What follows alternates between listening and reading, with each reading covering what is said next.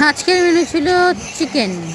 একটু gravy gravy chicken খেতে খুব ভালো লাগছিলো, এমনিতে বৃষ্টির দিন, তার মানে চিকেনটা খেতে ভালোই লাগে। অনেক দিন খাইনি, তাই চিকেন নিয়ে আসলাম। চিকেনটাকে প্রথমে ম্যারিনেট করে রাখলাম, নুন, হলুদ, তেল, গোলমরিচের গুঁড়ো আর একটু লেবু রস দিয়ে ম্যারিনেট করে রেখেছিলাম।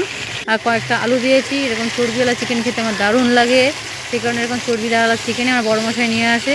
আমি আর মেয়ে খেতে ভালোবাসি। দু একটা গোটা রসুনও দিয়েছি, যেহেতু ঠান্ডা লেগেছে। এদিকে দিয়ে দিচ্ছি জিরের গুঁড়ো আর লঙ্কার গুঁড়ো। আমি খাই না, লঙ্কার গুঁড়ো খাই না, আমি কাঁচা লঙ্কা লাল লাল লঙ্কা দেখেই মশলা করি। মশলার মধ্যে দিয়েছিলাম আদা, রসুন, 2-3টে পেঁয়াজ, আর দু একটা শুকনো লঙ্কা দিচ্ছিলাম জাস্ট কালারের জন্য।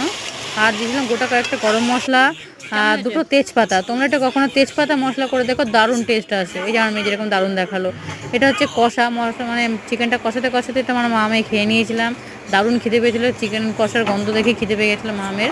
আমার মেয়ে চিকেন খেতে খুবই ভালোবাসে, তাকে একটা দিলাম, আমি একটুখানি ভাত খেয়ে নিলাম, খুব খিদে পেয়েছিলো, সকাল থেকে কিছু খাইনি। তো কষা হয়ে গেছে। আর মশলা বাটির জলটা, মানে মশলার বাটিটা ধুয়ে জলটা গরম করে চিকেনের মধ্যে ঢেলে দিলাম। কেননা কষা চিকেনের মধ্যে ঠান্ডা জল দিলে চিকেনটা কেমন ছিঁড়া ছিঁড়া লাগে, তাই একটু গরম জল দিলে টেস্ট করে দারুণ।